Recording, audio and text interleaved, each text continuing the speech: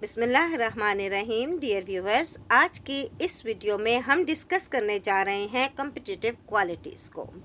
अच्छा, इनका सबसे बड़ा फ़ायदा ये होता है कि हम अपने वर्क प्लेस में अपनी इन क्वालिटीज़ या इन स्किल्स को इन्हेंस करके ख़ुद को प्रूव कर सकते हैं।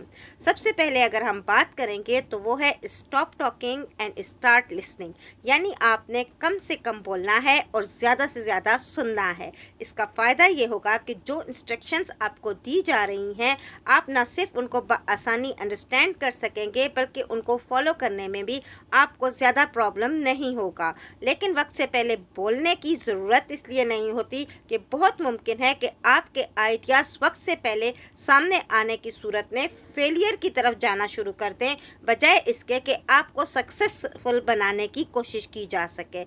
इसके बाद अगर हम दूसरी क्वालिटी या दूसरे स्किल पर बात करेंगे तो वो है कि सॉल्विंग द प्रॉब्लम्स, बजाय इसके कि आपने प्रॉब्लम्स को बार बार कंप्लेन करें, उनके मुतल्लिक बार बार उन्हें हाईलाइट करें, उनके बारे में डिस्कस करें।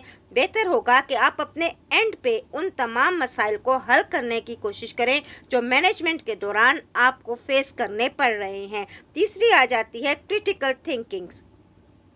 जब तक आप क्रिटिकल थिंकर नहीं होंगे, आप किसी भी काम को अपने तौर पर करते हुए, अपने तजर्बात को सामने रखते हुए बेहतरीन नताइज नहीं ला सकते हैं। इसीलिए बहुत मुमकिन है कि ऐसे प्रोजेक्ट्स या ऐसे प्रोग्राम्स आपको हैंड ओवर कर दिए जाएं जिनमें बहुत ज़्यादा मसाइल हों। वहाँ पर आपके अपने तजर्बात आपके बहुत काम आते हैं कि आपने अपने तजर्बात को मद्देनज़र रखते हुए, लेकिन इसके साथ साथ दूसरों से भी मशवरा लेना अशद ज़रूरी होता है। दूसरों से मशवरा लेते हुए और अपने तजर्बात को सामने रखते हुए क्रिटिकली थिंक करना है कि क्या हमने वाकई ये काम अगर हम इस तरीके से कर लेते हैं तो हम अपने गोल को अचीव कर लेंगे या नहीं। और बहुत मुमकिन है कि आपके क्रिटिकल थिंकिंग्स में दूसरों के तजर्बात से हासिल किए हुए जो बेनिफिट्स हैं वो उसकी निस्बत आपकी सोच ज़्यादा बेहतर साबित हो जाए। तो कोशिश किया करें कि क्रिटिकल थिंकिंग को हैं उनको अपनाएं और अपने तौर पर यानी अपने एंड से मसाइल को हल करने की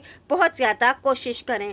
फिर देखें, सबसे अहम है टाइम मैनेजमेंट। टाइम मैनेजमेंट आपके पास किसी भी प्रोजेक्ट के सिलसिले में बहुत मानी रखता है। मखसूस ड्यूरेशन में मखसूस काम को पूरा कर कर नेक्स्ट स्टेप तक पहुंचने की कोशिश करना बेहतरीन मैनेजमेंट की आला एग्जाम्पल में शुमार किया जाता है।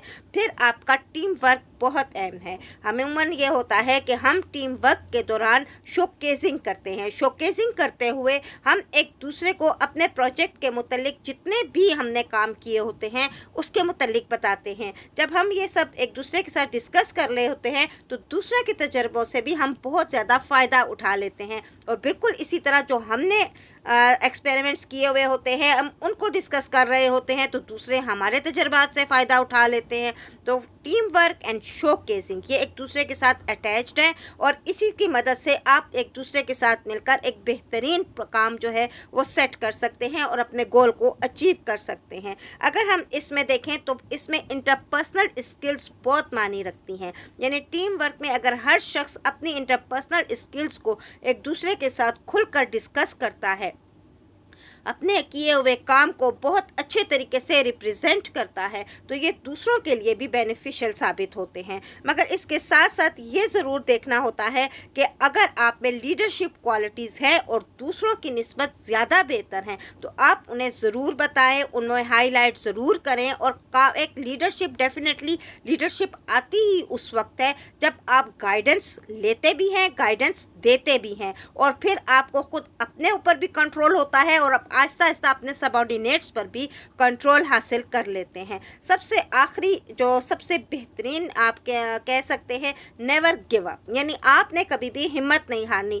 बहुत मुमकिन है कि तमाम तर स्किल्स को हाईलाइट करने के बाद, अपनी शख्सियत में ज़्यादा से ज़्यादा समोल लेने के बाद आप एक निखरे हुए लीडर की सूरत में सामने आएँ तो बहुत मुमकिन है कि आपको कुछ ऐसे दोस्त मिलें जिनकी पर्सनल प्रेजुडाइसिस की वजह से आप एक दफ़ा फिर ज़ीरो पे जा खड़े हों। जब आप ज़ीरो पे खड़े हो जाएं तो उस वक्त आपने एक ही बात याद रखनी है, वो है नेवर गिव अप।